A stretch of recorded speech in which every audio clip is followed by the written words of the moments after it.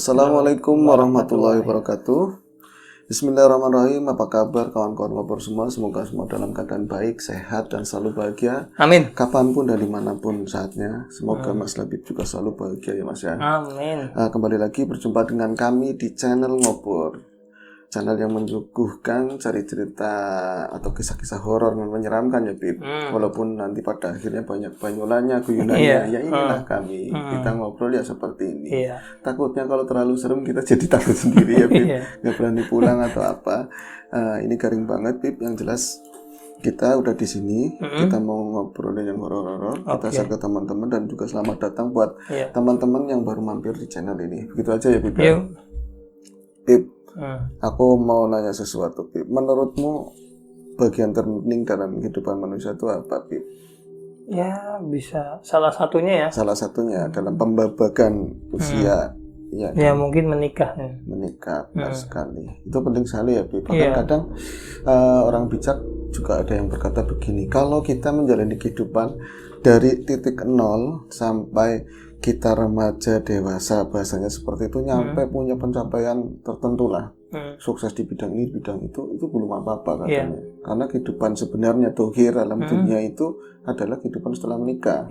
Bagaimana kita membawa diri kita juga, membawa pasangan keluarga kita, juga, ngayomin dan lain-lain. Awalnya deke angel, betul. Apalagi dua hati, ya nggak bisa di ini. Iya, benar. Ya kan, bisanya kan diselaraskan. Ya kan, kalau disatuin, disamakan nggak bisa. Itu pendapat sih. Ya, Bib.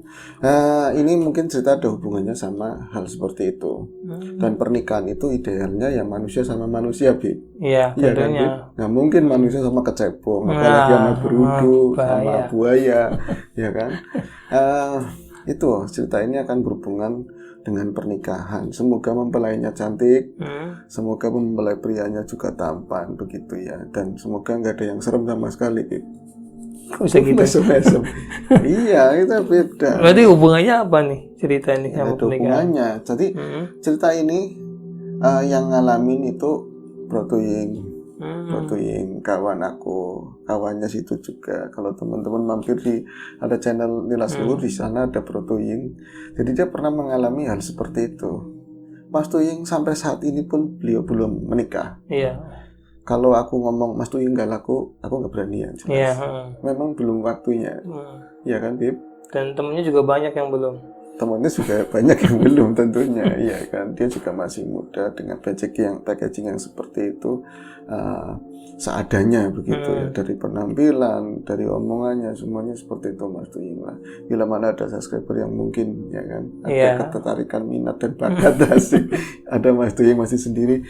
Jadi begini, Bib, jangan bercanda, ini channel horor, Bib.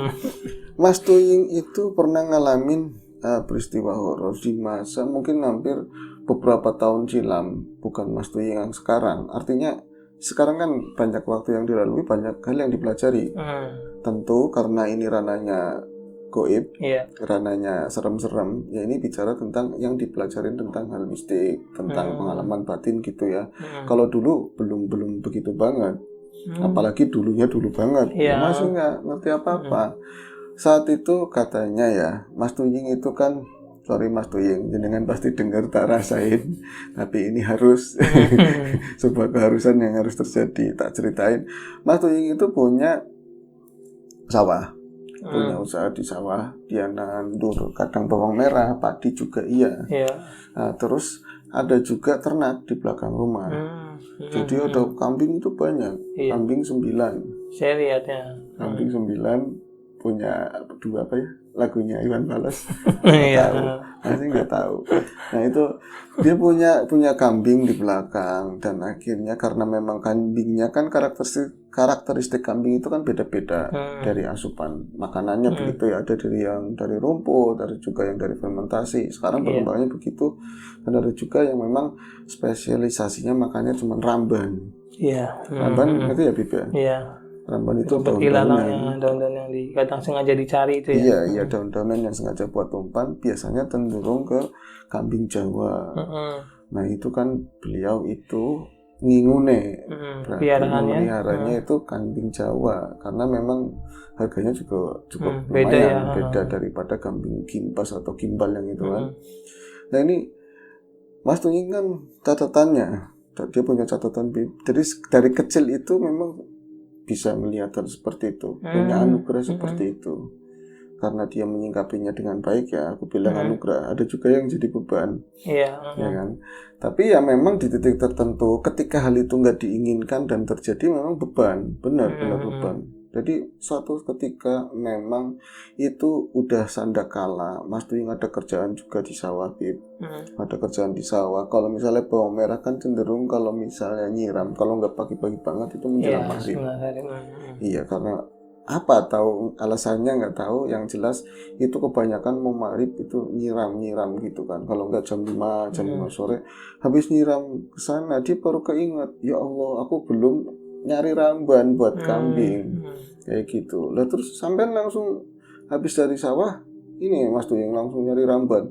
Ya langsung nyari ramban, gak mandi dulu. Mandi ngapain, nanti juga kotor lagi katanya. Apalagi nanti kan penean, masuk ke kebun terus naik begitu kan waktu di jam segitu. Iya, makanya ya itu pas aku lagi nyari itu ramban, itu kan memang kalau biasanya kalau aku nyari ramban itu tak titiki, ada titik gitu, maksudnya ini nyari di sini, nanti blok sana gitu kan. Sedianya ini udah gitu. Pada gede lagi, udah pada panjang dahannya. Berkelanjutan ini ya. Tapi jam itu karena mungkin terlalu capek atau apa ya, aku juga bawang itu memang lagi banyak hama. Alhamdulillah tempat bawang yang aku tanam itu yang nggak terlalu lah, nggak kayak kanan kirinya yang benar-benar habis, benar-benar banyak hama yang memang nggak bisa ditanggulangi.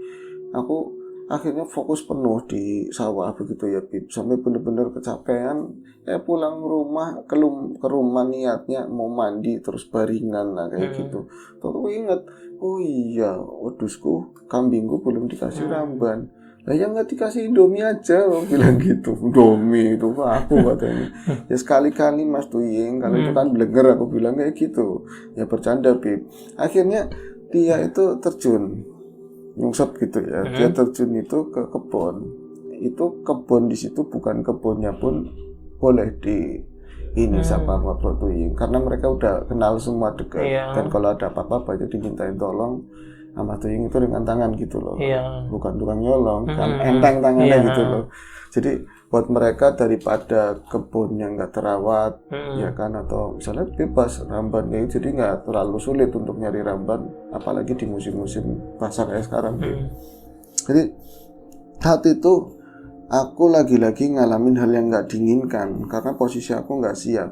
Jadi ada sebuah pohon target begitu ya. Ada pohon target itu dekatnya kali.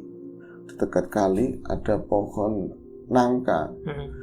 Pohon nangka ini sebenarnya kurang ideal buat ramban. Buat pakan kambing. Iya, karena apa? Ada getahnya. Bahkan di daun-daunnya pun ada getahnya. Tapi katanya sih, aku nggak tahu tentang hal itu. Tapi katanya, maksudnya kalau misalnya ini boleh dikonsumsi kambing, bagus juga. Tapi kalau misalnya habis ditutui gitu ya, habis dipotong itu nggak langsung dikasih makan. Iya, ada yang dirajangin dulu kecil-kecil gitu biar si ini getah keluar dulu kayak gitu kan. Ya karena memang kejepit, posisinya udah sore, yang paling dekat itu ya nggak jauh tapi udah wilayahnya masuk ke desa lain. Itu kan rumahnya perbatasan ya antara Tumartis, Butterfly begitu. Akhirnya dia mulai naik kan pakai tangga orang jam segitu lagian aku nggak bakalan nyari yang susah-susah kayak gitu kan. Tapi memang bawahnya yang kurang aku nggak seneng. Bawahnya kan udah deket bantaran kali, jadi banyak oyot, akar-akar yang menjutai-jutai itu loh. Takutnya kita salah injek nanti bisa fatal kayak gitu. Makanya tetap kontrol walaupun secapek apa. Ini ada perasaan gak enak sebenarnya waktu aku berangkat. Ada kerentek, kata orang Jawa kan kerentek. Sense gak enak kayak gitu. Kok rasanya kayak ada sesuatu, tapi dia cuek dan sebuah keharusan. Kalau enggak, malamnya kambingnya berisiknya luar biasa, karena memang kelaparan kan. Hari dia mulai naik di atas pohon itu sambil taktik, dia pakai golok yang panjang itu, pinter banget udah hari-harinya mau begitu kan. Tas, itu dia di atas tangga. ngelihat setan nih mesti. Enggak ngelihat apa-apa. Tapi rasanya itu ada sesuatu yang nungguin apa-apa, tapi di mana enggak kata dia begitu. Jadi kalau dalam pandangan dia dari atas itu di bawah itu memang enggak ada siapa-siapa. Pas itu ketika dia satu dahan yang agak gede itu, satu dahan yang agak gede dihajar pas sampingnya telinga dia sendiri gitu ya, samping kepala gitu kan. Akhirnya ia kurang kontrol lagi-lagi emang karena capek itu hampir jatuhin dia sendiri. Akhirnya kan berhasil ditepis begitu, dia larinya ke belakang punggungnya dia sendiri dan jatuh pas di belakang dia, bawah gitu ya, di bawah tapi bagian belakang itu kayak ada suara kayak gitu gitu. Ada suara kayak gitu tapi suara apa gitu nggak tahu. Jadi kayak ada suara orang apa suara itu tadi dia kayak dengernya kayak ada suara kayak kejatuhan seorang, gitu. kayak kejatuhan kayak gitu kan. Akhirnya dia kok ada suara gituan, jangan-jangan hal yang kayak gitu lagi, maksudnya hal mistik kayak gitu loh. Dia lihat ke bawah kayak nggak ada sesuatu juga, kosong, bener-bener kosong kayak yang dirasain biasanya kan dia ngeliat. Terus biasanya dia juga hati-hati kalau ini kan nengok-nengok mau dijatuhin, takutnya makhluk-makhluk kayak gitu kadang-kadang sepele, nemploknya di pohon apa yang kecil-kecil gitu loh, Bib. Terus di kayu apa yang udah dimotong. Dan itu nggak ada apa-apa, maksudnya nggak ada. Nah ini karena sepi, apa ini aku salah denger atau apa? Ya aku turun aja. Habis itu aku turun dan memang aku nggak mau nyari banyak-banyak. Tadi ada beberapa pohon yang lain dan buat inilah tambahan aja buat pohon nangka tadi, Bib. Daun nangka itu buat tambahan aja. Pas dia turun ini nggak sengaja, tentu nggak sengaja orang kecelakaannya itu tungkake apa ya, kaki bagian tumit kaki ya. tumit bagaimana gitu, belakang ya, belakang itu pas dia turun dari tangga itu dari anak tangga yang pertama kan nggak terlalu tinggi gitu kan, dia itu turun pas sebenarnya dia rasa nginjak sesuatu kayak gitu kan. Orang biasanya kalau nginjek sesuatu entah beling atau apa itu nggak sakit pertamanya, cuma nyeri gitu loh. Sering kayak gitu. Kalau lama-lama duduknya aku nginjak apaan, pas dilihat itu darah udah lewer gitu kan, darah udah keluar. Tapi ini yang tak injak apa itu nggak ada dicariin, tetap aja tanah itu di sekitar itu datar dan hanya ada tumpukan bekas-bekas daun kering gitu lebih, ada tumpukan daun-daun kering. Akhirnya aku memang udah apes ya, emang jatuhnya apes karena mungkin terlalu capek atau apa gitu. Akhirnya daun-daun itu dikumpulin, itu menjelang Allah Akbar banget tuh, udah mau maghrib banget, tak kumpulin, tak ikat, mana belum mandi kan, langsung karena nggak jauh tak panggul sedemikiannya, motong jalan lewat kebun yang nggak biasa treknya orang lewat. Terus kalau misalnya gatal banyak nyamuk juga nanti mau mandi gitu kan. Nyampe belakang ada pagar yang tinggi itu dari bambu, dibuka grendelnya di situ. Dia langsung menuju ke kandang kambing terus diempanin. Bahagia kan? Artinya ini tugas aku selesai, di sawah selesai, ini selesai. Pas Allah Akbar, pas maghrib. Akhirnya dia mandi. Nah ini pas saat habis maghrib itu aku tuh enggak biasanya enggak kayak gitu, apalagi memang lelah gitu ya. Kalau memang harus tidur ya enggak bisa tertolak, habis maghrib berit sedikit gitu kan, terus misalnya harus tidur. Tapi ini ada rasa yang di seputar aku tapi siapa enggak jelas. Itu dulu ya, kalau sekarang mungkin langsung jelas ini siapa di seputar aku. Kalau aku nengok ke kanan dia kayaknya sebelah kiri, kalau aku sebelah kiri dia ada sebelah kanan. Itu bukan rumah yang baru sekarang, masih rumah yang lama yang masih gabung sama keluarga yang lain kayak gitu kan. Terus ini apa kakak aku ya?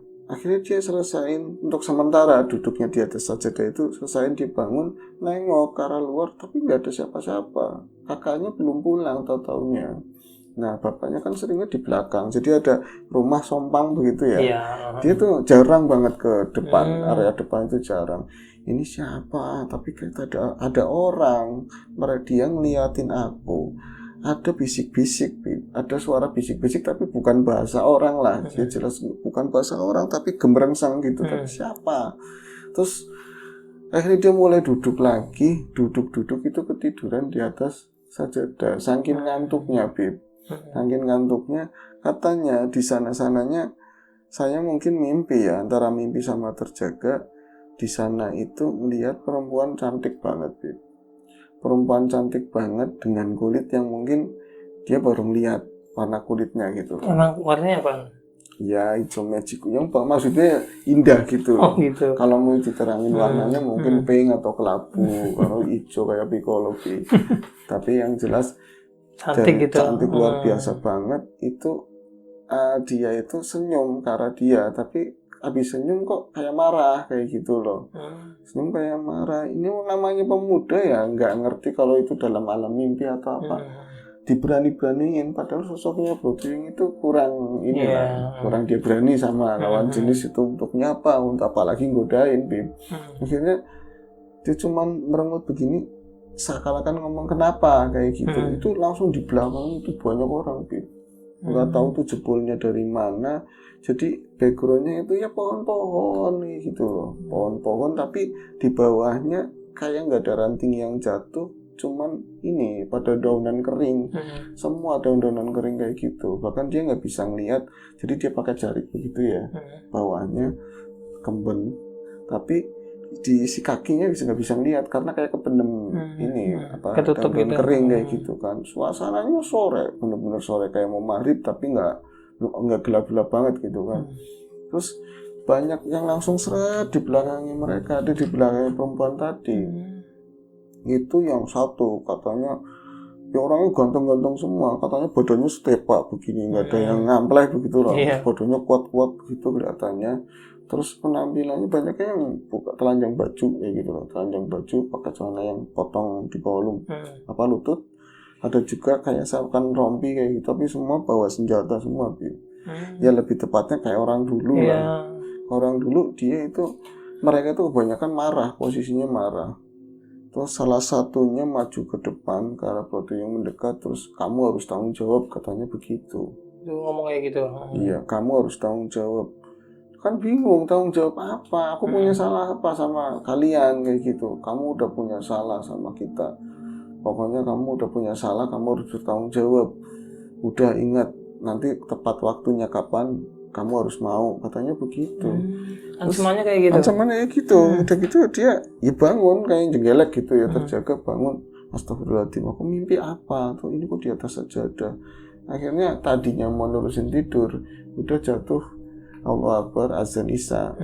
Akhirnya dia ngambil wudhu, terusin sholat Isya, malah nggak tidur. Ada teman-teman datang kan ya, itu ngumpul-ngumpul di depan rumah sama teman-teman.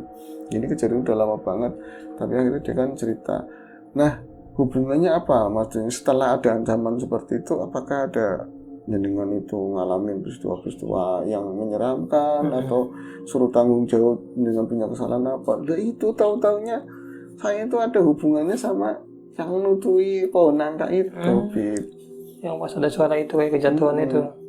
Jadi di pohon nangka itu kan lingkarnya, mendelingnya diameternya itu gede. Iya. Gede, tapi dia bantu sama tangga. Jadi ngambilnya yang dekat-dekat sebenarnya sih. Nah itu semua berserakan kebanyakan daun pohon nangka itu sendiri sama pohon-pohon bambu. Ini kan daun bambu. Itu ternyata tanpa disadari di situ ada pelok ya. Bijinya kayak mangga, semacam mana lagi atau aroma manis begitu ya. Jadi tumbuhnya paling baru sejengkal segini, baru sejengkal.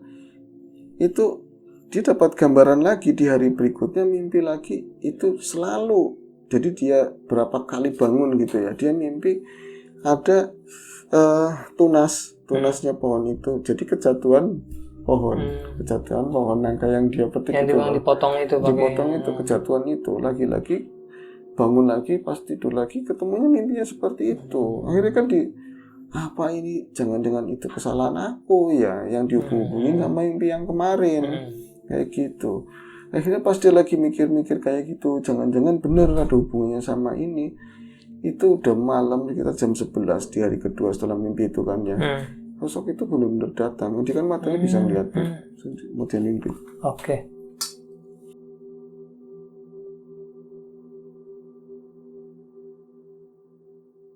Oke bang. Oke, Mas Tuyung lanjut. Itu ketemu Mas Tuyung langsung? Iya. Nemuin terus? Nemuin Mas Tuyung langsung. Jadi di jam 11-an itu teman-teman pada pulang.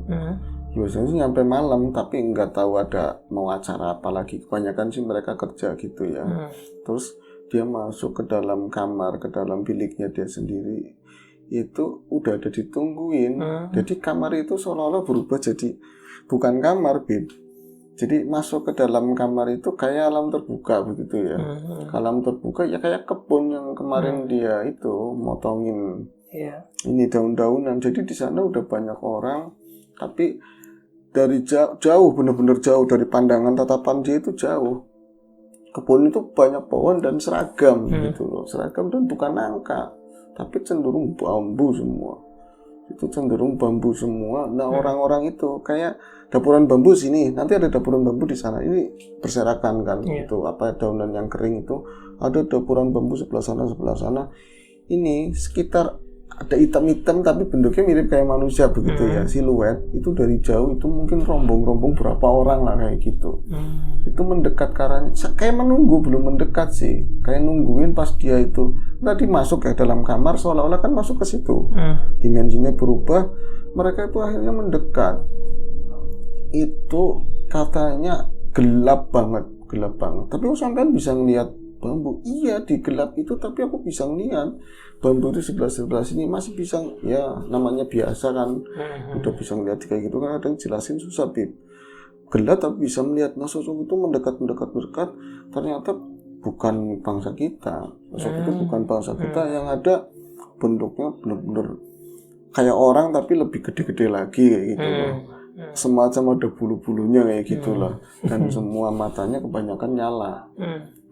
Matanya nyala dan mereka sekali lagi ngomong, kamu harus tanggung jawab, katanya seperti itu. Loh, aku tanggung jawab apa? Kalian itu siapa? Pokoknya kamu harus tanggung jawab. Itu dengan suara kamu harus tanggung jawab, seperti itu. Ada laki-laki perempuan yang nggak tahu, hitam semua katanya begitu. Udah selesai di situ, dia akhirnya mau baca-baca sebisanya waktu itu kan ya. Pokoknya surat yang dia apa, laki-lakinya dia harus baca apa, dibacain itu, tapi baru separuh. Mereka udah pergi sendiri. Tapi dengan sekali lagi ngomong, kamu harus tanggung jawab, pokoknya seperti itu. Bib, sampai di sini adakah pertanyaan, Bib? Aku tak ambekan sih, Bib. Oke. Yang lain dulu, Bang. Terus saya gimana tuh? Responnya Mas Tuying gimana tuh waktu itu?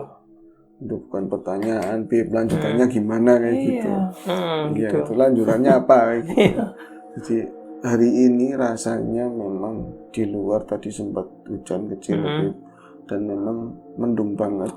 Kita jadi ngantuk. Iya, di luar sedang hujan gede. Untung tadi kita udah main ngopi, tapi aku nggak ngantuk. Ini lanjut ke cerita, Bib. Oke, lanjut.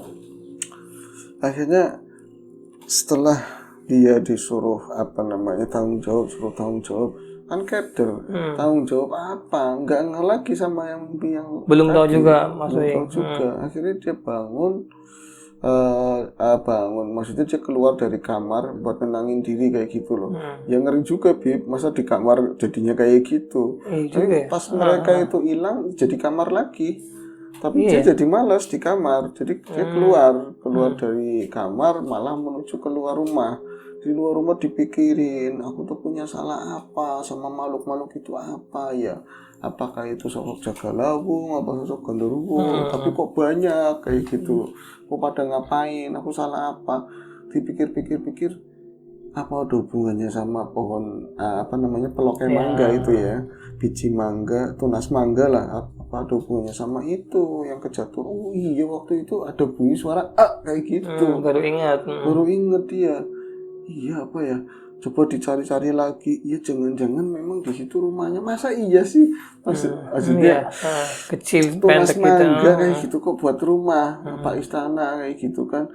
Itu dia lagi dia mikir sembari rada ngantuk. Di depan itu kan sepi jalanan itu, Bib. Kalau dulu yang sering kamu main ke tempat syuting itu sana, pilihan terakhir ketika memang jalan yang lain itu becek atau apa, jarang banget orang lewat. Padahal jalannya lumayan gede lah, 4 meter 5 meter itu kan lebarnya.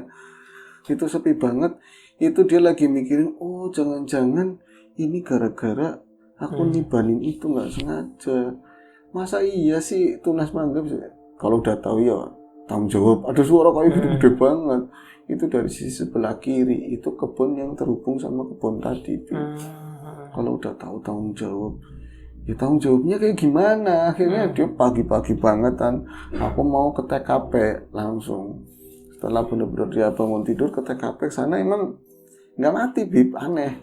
Si apa namanya? Tunas itu ya paling serokok lah segini, malah kecil lagi tunasnya gitu, daunnya ada berapa lembar lah begitu, ketibanan bener-bener ketibanan kek begitu, tapi dia kayak rubuh doang, rubuh terus kan tunas itu ada akar kayak tercerabut begitu loh. Akhirnya diangkat ke atas, dia sambil ngomong sendiri, sing ketibanan kie gitu, yang ketibanan ini, maaf ya, aku nggak tahu waktu itu juga aku udah capek banget, maaf banget, nggak sengaja aku waktu itu, yang namanya nggak tahu ada pohon begitu kan. Terus itu ada yang nyaut lagi, nggak ada, tapi indahin. Terus sampean merasa udah aman? Jelas aku merasa udah aman, karena itu aja tanahnya tak gembur-gemburin loh sampingnya. Nah, jadi kayak pasnya runtah-runtah, sampah-sampah itu dibersihin, digembur-gemburin, malah ada air tak siram. Sebagai bentuk tanggung jawab lah, permohonan maaf, apologis kayak gitu kan. Udah kayak gitu, tak kira udah selesai. Malamnya aku anteng main lagi sama teman-teman, ya main-main kayak kartu buat iseng-iseng itu, Bib. Selesai itu jam 12 malam. Dia belum sholat isya sebenarnya, tapi saking capeknya, engkau nanti tidur, Bib. Ketiduran lagi. Ketiduran. Di sananya itu dia kayak di depan cermin, tahu-taunya. Di depan cermin ada di sebuah kamar, itu bagus banget kamarnya, Bib. Terus dia itu ngerasa, aku kok ganteng banget kayak gitu loh.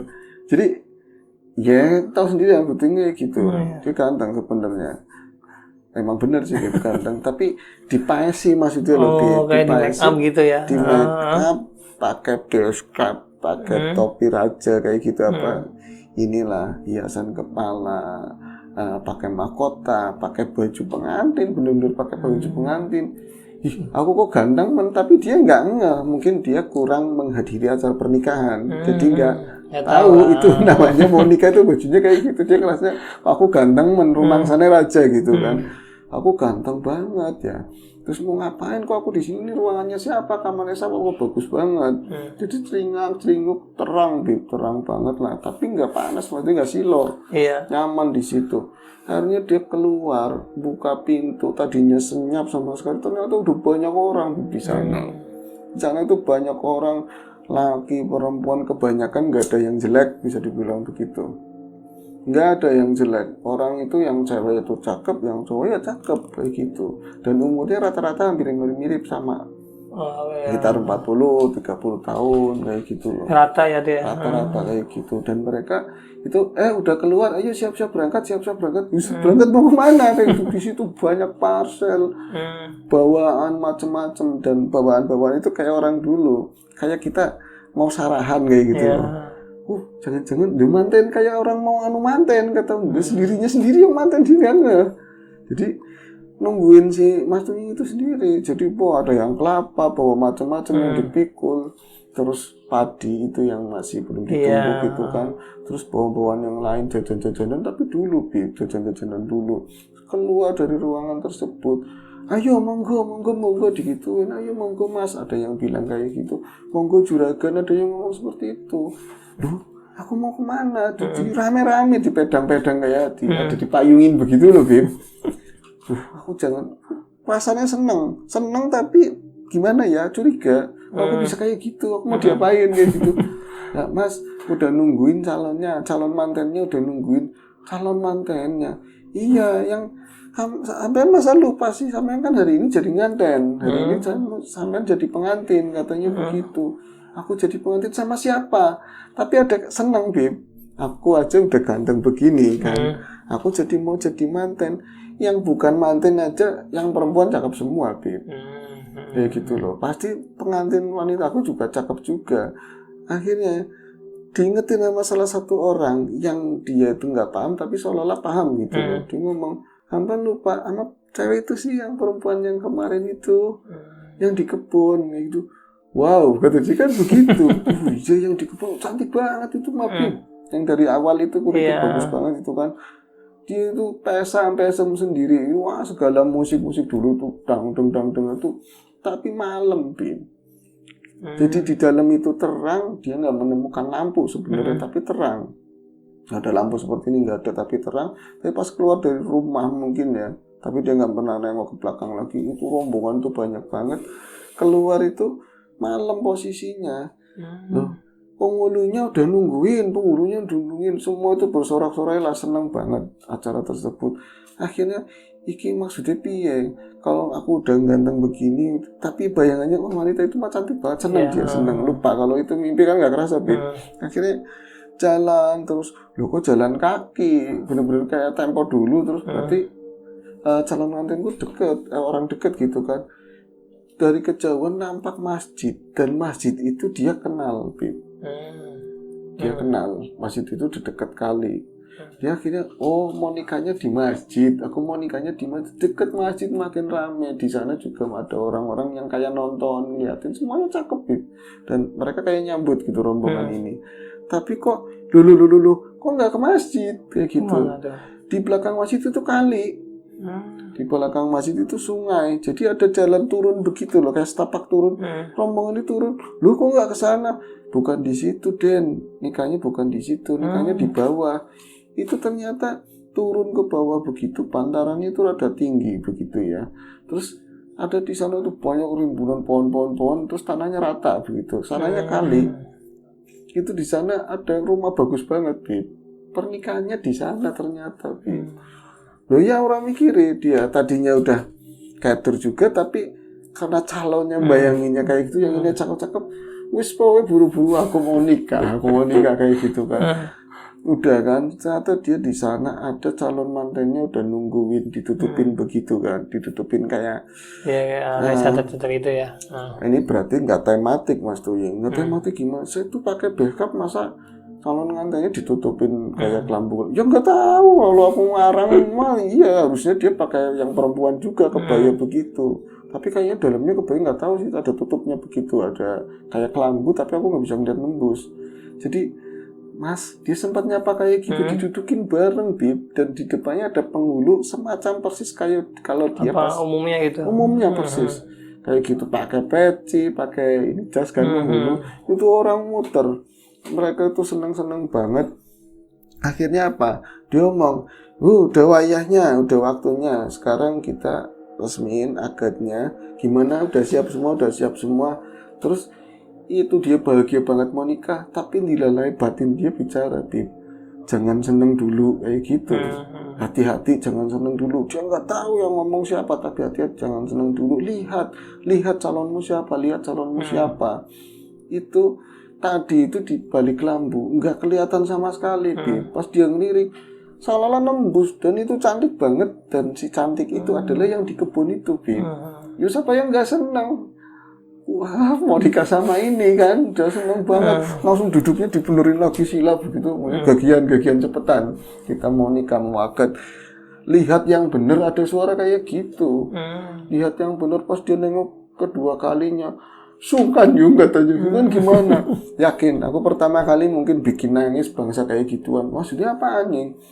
Pas aku nengok itu, yang nampak itu gendut, maaf ini ya badannya, ini seucapannya Mas Tuying gitu. Awalnya lemomen katanya, awalnya gede banget, hitam kabeh. Itu hitam semua, Bib, dan ada berbulu-bulu. Itu sosok, ternyata adalah sosok genderuwo, perempuan. Kata dia itu jelekan, auzubillah. Akhirnya apa? Yuk Mas, lekasi. Di depannya masih sama, semuanya itu benar-benar mau kawinan kayak gitu, mau nikahan. Dia si penghulu mau mulai, enggak mau gimana? Enggak mau sama dia. Akhirnya si pengantin itu karena nggak mau, dia itu buka kelambunya sendiri. Mas, kenapa nggak mau? Ngomongnya Mas mandinya loh. Siapa yang mau? Situ jelek banget kayak gitu. Siapa yang mau? Malah gendut elek digituin. Wah, jangan-jangan situ bukan manusia digituin. Akhirnya si ini nangis, Bib. Kalau mau nggak mau, pokoknya aku mau nikah sama kamu, sama Kang Mas, aku menikah sama Kang Mas. Itu yang aku bikin ketawa, nangisnya kayak bocah minta mainan gitu loh. Jadi ini gini Bib, sampai duduk di lantai itu. Jadi ketendang-tendang samping-sampingnya, ada maksudnya entah itu jajaran atau sampai ke kawin kayak gitu. Jadi giro-giro kayak gitu loh. Rambutnya penampilannya rubah semua. Jadi tadinya dia itu dandanannya cantik, orangnya cantik, terus makin buruk, jelek, tapi masih ada dandanannya. Tapi itu pada copot semua itu, jadi sosok yo medeni salingnya mendur kayak gitu. Galak banget. Mas kawin sama aku kawin. Nanti sungkan. Itu kamu langsung gimana? Aku pokoknya lari, langsung tak tinggal pergi. Itu dikejar-kejar sama orang banyak. Nah pas aku nengok belakang, sosoknya berubah semua, bukan manusia kayak itu lebih. Tapi sosok yang hampir mirip-mirip kayak tadi. Nah terus selamatnya gimana? Ya selamatnya aku bangun. Dulu nyebutnya istighfarnya berkali-kali. Astagfirullahaladzim, aku mau dinikahin sama, mau dinikahkan sama bangsa kayak gitu, dari jenis wowo. Itu lebih dari jenis genderuwo. Dan itu imbal balik, mungkin udah dipantau, manusia ini udah sering nyari ramban di sini, cocok untuk putri saya mungkin seperti itu kan. Mas Tuying badannya gede, ini gede pas kan. Sorry Mas Tuying. Dan ini ya kan seperti itu, Bim. Kata situ loh, bukan kata saya. Terus akhirnya apa, Bim? Itu juga karena ternyata yang ketiban itu Tunas itu adalah istananya mereka. Angel, Bim. Padahal kecil banget itu ya. Kecil banget. Akhirnya wes diselesaikan. Di malam itu juga dia bertobat lah sama Gusti Allah Ta'ala atas kesalahannya. Terus kok aku sampai tertipu kayak gini. Oh iya, ternyata keadaan dohir yang capek banget, banyak pikiran itu mempengaruhi batin juga. Kayak gitu loh. Makanya ya dalam keadaan apapun harus bisa misalkan, dan apa bisa tenang biar nggak ketipu. Coba kalau itu ijab tesi ya, ijab kabul repot, Bim. Untungnya lihat 2 kali ya. Iya ya Jing, kalau istrinya maya-maya bangsa gituan cantik mending ya iyalah kayak gue sungkan ceritanya seperti itu. Itu ceritanya tadi ya, Bib. Udah cukup ya, Bib. Nah, tadi itu ceritanya tentang pengalamannya Mas Tuying yang hampir menikah sama sosok seperti itu. Semoga kita semua bisa terhindar dari tipu daya bangsa mereka. Dan semoga tanya ini bisa menghibur ya, Bib. Teman-teman yang lagi sakit semoga diberi kesembuhan, yang lagi sehat juga dijaga kesehatannya. Kita bisa murah rezeki ya, Bib. Gitu aja, sampai jumpa di episode berikutnya, di ngobrol berikutnya. Assalamualaikum warahmatullahi wabarakatuh.